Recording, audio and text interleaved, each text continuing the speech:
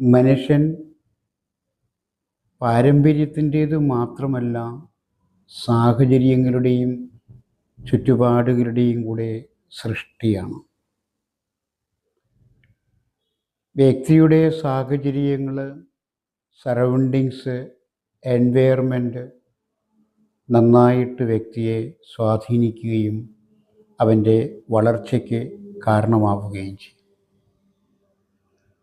ഒരു ഉദാഹരണം പറഞ്ഞാൽ, അഥവാ ഒരു കഥ പറഞ്ഞാൽ, ഒരിക്കൽ ഒരു നായാട്ടുകാരൻ നായാടുന്നതിന് വേണ്ടി പോയപ്പോൾ ഒരു പക്ഷിക്കൂട്ടിൽ 2 തത്തക്കുഞ്ഞുങ്ങളെ കണ്ടു. അതിനെ എടുക്കുവാൻ വേണ്ടി അയാൾ ശ്രമിക്കുമ്പോൾ ഒന്നിനെ കെട്ടി. അപ്പോൾ അയാളുടെ മുമ്പിൽ ഒരു മാൻ ഓടിപ്പോകുന്നത് കണ്ടു. ആ കിട്ടിയ ഒന്നിനെയും കൊണ്ട് അയാൾ മാനിനെ വേട്ടയാടുവാൻ പോയി. പിന്നീട് അയാളുടെ കുടിലിൽ ഈ തത്തക്കുഞ്ഞിനെ ഒരു കൂട്ടിൽ സംരക്ഷിച്ചു.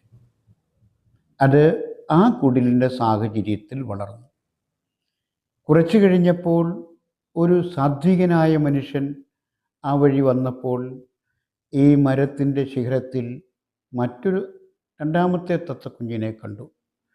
അയാളതിനെ എടുത്ത് തൻ്റെ വീട്ടിൽ കൊണ്ടുപോയി ഒരു കൂട്ടിലിട്ട് വളർത്തി.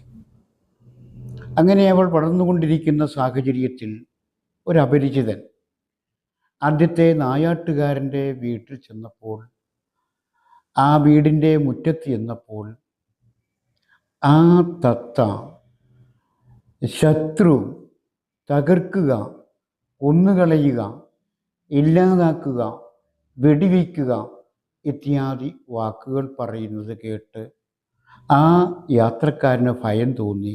അയാൾ വേഗം അവിടെ നിന്ന് സ്ഥലം വിട്ടു. പിന്നീട് ആ സാത്വികനായ വീട്ടിൽ ചെന്നപ്പോൾ, ആ മുറ്റത്ത് പ്രവേശിച്ചപ്പോൾ ആ കൂട്ടിലുള്ള തത്ത ഗുഡ് മോർണിംഗ്, സ്വാഗതം, സുഖമാണോ, ഭക്ഷണം കഴിച്ചോ ഇത്യാദി വാക്കുകളിൽ ആ വ്യക്തിയെ സ്വീകരിച്ചു. അപ്പം ഇതിൽ നിന്ന് നമ്മൾ മനസ്സിലാക്കേണ്ടത് എന്താണ്? ഒരമ്മ പെറ്റ 2 കുഞ്ഞുങ്ങളാണ് ആ 2 തത്തകളും. പക്ഷേ അവർ വളർന്ന സാഹചര്യം വ്യത്യസ്തമായതുകൊണ്ട് അവരുടെ സ്വഭാവങ്ങളും ജീവിത രീതികളും മാറി. ചുരുക്കത്തിൽ നാം ഓർമ്മിക്കുക, നമ്മുടെ ചുറ്റുപാട് നമ്മളെ സ്വാധീനിക്കുന്നു. Man is the product of his environment എന്ന് പറയുന്നു. അപ്പോൾ നിങ്ങളുടെ ചുറ്റുപാടുകളെ റീറൈറ്റ് ചെയ്യുക.